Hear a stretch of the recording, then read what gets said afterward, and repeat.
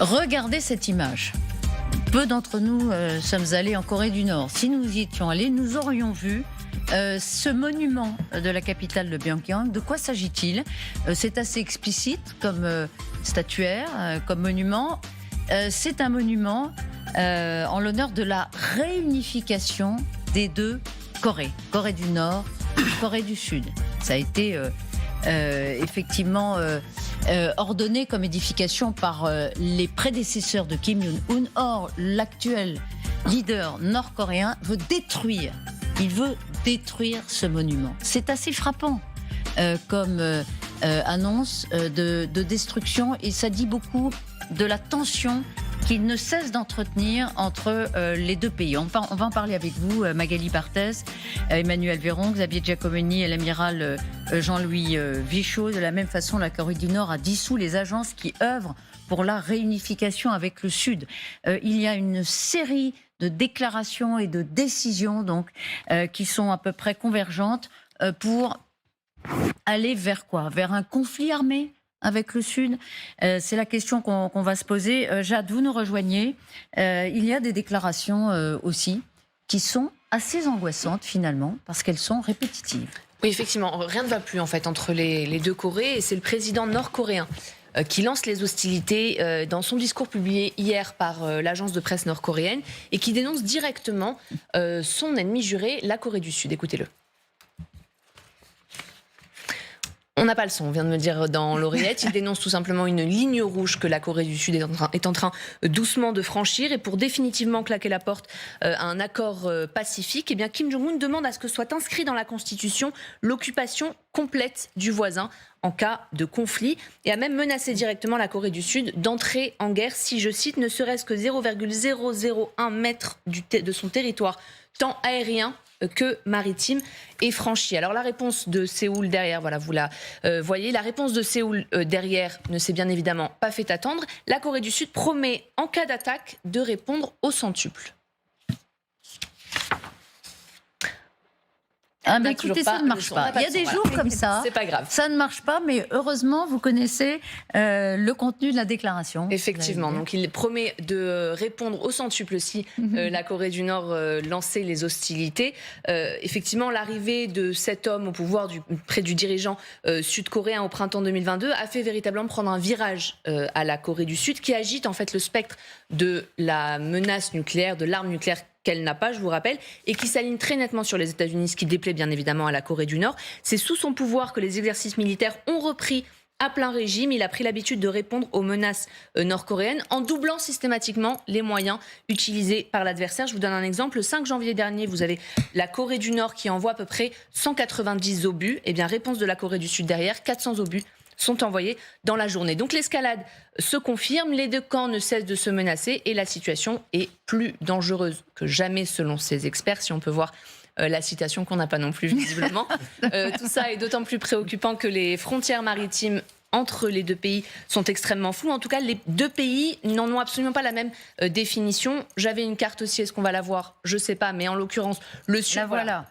Très bien, donc le Sud, la Corée du Sud, pardon, défend cette ligne qui se poursuit jusqu'à la mer. Pyongyang, lui, la capitale, plaide pour une frontière un peu plus au sud. En 2018, les deux Corées s'étaient mis d'accord sur une zone tampon autour de cette frontière, une zone qui a trop souvent été violée depuis novembre et qui, depuis, pour Séoul, eh bien, est à mettre aux oubliettes. Voilà, merci beaucoup Jade. Dans l'adversité, vous maintenez le cap. Toute violation, même de 0,001 mm du territoire nord-coréen, est une provocation de guerre. Alors, on a l'habitude de dire ici, parce qu'on ne raconte pas d'histoire, que dans le fond, il y a beaucoup de gesticulation. Il y a de la gesticulation militaire, il y a effectivement des expérimentations, des missiles balistiques qui sont envoyés pour faire peur au Japon, aux États-Unis.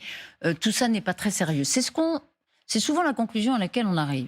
Mais il y a un moment où on se demande quand même s'il ne faut pas se poser des questions sur le but des provocations du leader nord-coréen. Pourquoi est-ce qu'il ne lâche pas? Pourquoi cette campagne permanente depuis plusieurs jours du leader nord-coréen pour provoquer, pour finalement instaurer un climat de guerre réel entre les deux Corées? Ils cherchent quoi?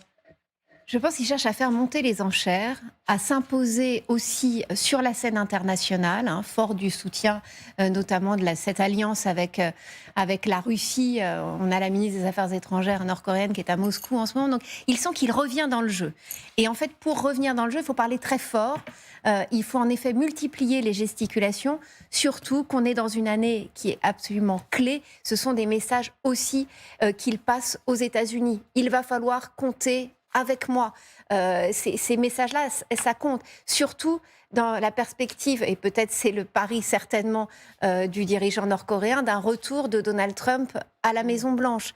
On se souvient combien, pendant le mandat de Donald Trump, il y a eu cette rencontre, notamment deux rencontres, notamment à Singapour, où Trump, justement, a joué l'apaisement avec la Corée du Nord. Il a voulu faire à Miami. Il a voulu faire à Miami. Ça n'a rien donné. Ça a été un échec.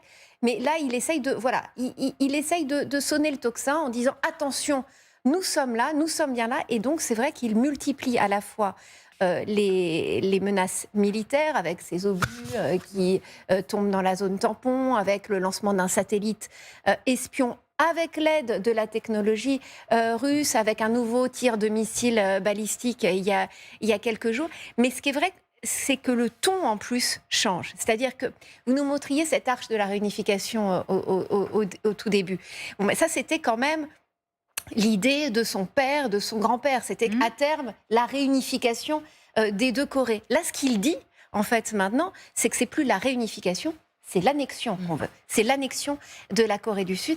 Et là où ça devient dangereux, c'est qu'en face, en effet, il y a un pouvoir en Corée du Sud qui a changé, qui est un pouvoir conservateur, qui s'est rapproché considérablement des États-Unis, qui multiplie les exercices militaires et qui, en fait, ne veut pas, à la différence du président Moon avant, qui avait participé à ce rapprochement Corée du Nord, Corée du Sud.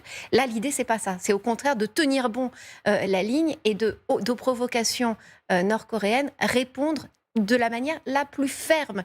Et c'est ça aussi l'idée du pouvoir sud-coréen en ce moment. C'est pour ça qu'on est dans un moment qui peut être dangereux quand même. Mais voilà, parce qu'on ne sait pas jusqu'où il peut aller trop loin, effectivement, dans sa confrontation assumée avec la Corée du Sud. Il ne veut pas de la réunification. Il n'en veut pas et il désigne la Corée du Sud comme son principal ennemi. Alors, c'est vrai qu'il y a une situation un peu particulière parce que en réalité, les deux pays sont en situation de guerre, entre guillemets, latente depuis les années 50, mais jamais encore ça n'avait été formulé de cette façon. Et lui le dit. Il a même fait voter par le Parlement le fait qu'il n'y aurait jamais de réconciliation. Donc il cherche là, il cherche une confrontation, Xavier de Giacomoni, ce qui pourrait, lui, passer de 0,001 mm la frontière pour provoquer militairement la Corée du Sud. Son grand-père, oui, effectivement, il ferme toutes les portes. Il n'y a plus aucune discussion, négociation possible pour deux pays, vous le disiez, qui sont toujours en guerre depuis 1953, parce qu'il y a un armistice qui a été signé, mais après, il n'y a pas eu de traité de paix. Et en fait, il a déjà une volonté, c'est de faire reculer la ligne de démarcation entre les deux pays qui est dans la zone maritime, qui pour lui est beaucoup trop proche. En fait, elle ne suit pas tout à fait la DMZ, elle remonte le long des côtes de Corée du Nord et c'est pour ça qu'il tire des obus autour des îlots qui sont pour le moment en Corée du Sud et qui a une réplique, Magali a tout à fait raison, la réplique est de plus en plus forte de la part des Coréens du Sud, de la part de Séoul et les exercices militaires avec les Américains s'enchaînent. Lors de cette pluie d'obus, de 192 obus, en fait, il y avait eu des exercices la veille avec des Américains où il y avait eu des tirs à balles réelles. Et le lendemain, ce tir d'obus et la réplique de Séoul 2 fois plus. Emmanuel Véran, vous êtes un spécialiste de l'Asie.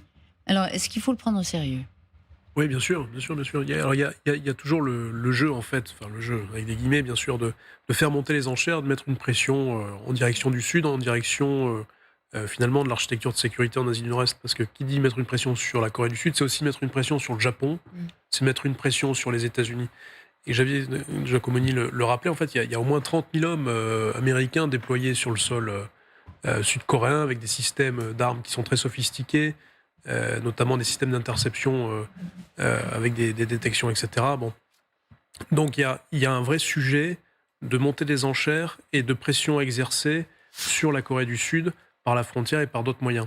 Mais si on dézoome de l'Asie, probablement qu'il y a une hypothèse de travail pour regarder ça qui est les Américains sont polarisés sur la guerre en Ukraine parce que le soutien est encore là. Il y a le sujet Israël-Gaza, il y a le sujet mer Rouge dont on parlait tout à l'heure, et puis il y a le sujet, la semaine dernière, des élections à Taïwan.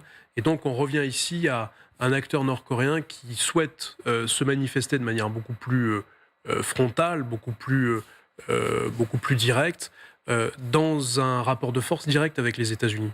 Et on voit qu'il y a une forme de triangulation stratégique qui ne dit pas son nom entre Chine, Corée du Nord et Russie, et qui essaie de voir des leviers tous azimuts, un peu partout sur la planète, sur différents sujets, contre les États-Unis, pour remettre en question la puissance américaine, sinon la saturer et à terme la contester, la neutraliser, la contester. En tout cas, occuper une place non pas centrale, mais importante dans la géopolitique et dans la diplomatie mondiale, il y parvient. Absolument. Ça, c'est sûr. Ouais. Après, encore une fois, est-ce que c'est un clown qui agite une menace, il ne passera jamais à l'acte ou pas? Et il met de l'attention néanmoins. De toute façon, il met de l'attention. Il met de l'attention. Ce qui était aussi intéressant, c'est de comparer son comportement d'aujourd'hui avec celui de Poutine. On venait de dire que Poutine réaffirmait sa résolution de s'en prendre à l'Ukraine en totalité, de menacer les pays baltes. Et là, on voit que Kim Jong-un, à peu près au même moment, a à peu près le même discours vis-à-vis toujours du monde occidental, au sens très large du terme, de tous ces pays développés, et qu'il s'en prend directement à la Corée du Sud. Alors, ce qu'il faut aussi bien souligner, c'est que la Corée du Sud et la Corée du Nord, elles sont effectivement séparées par une ligne de démarcation depuis plus maintenant de 70 ans, et les deux populations ont complètement divergé. Autant on s'est réjoui de la réunification de l'Allemagne, autant aujourd'hui la réunification des deux Corées, pour les Coréens du Sud, ça serait un drame. Parce que la Corée du Nord, c'est un pays, même pas en voie de développement, c'est un pays extrêmement pauvre, au bord de la famine en permanence, alors que la Corée du Sud est un des pays les plus riches au monde. Donc vous imaginez le différentiel. En plus, il s'est passé 3 générations entre l'armistice et la situation d'aujourd'hui. Donc vous avez pratiquement, de fait, aujourd'hui, 2 États différents, avec des populations différentes et une langue qui a évolué différemment. On en est jusque-là. J'ai eu la chance de commander dans cette zone et d'aller sur la zone de démarcation. On est vraiment sur des pays totalement différents, séparés par un mur qui est infranchissable. Donc le premier qui bouge maintenant, effectivement, il y a un risque de guerre important, mais il existe depuis longtemps. Pour le moment, il est contrôlé par la Chine au nord, qui tient la main des Coréens, des Nord-Coréens, et par les États-Unis au sud, qui tiennent le bras des Sud-Coréens. Quelle sera l'influence de Poutine sur Kim Jong-un dans ce contexte-là? Exactement. C'est aussi une question extrêmement importante.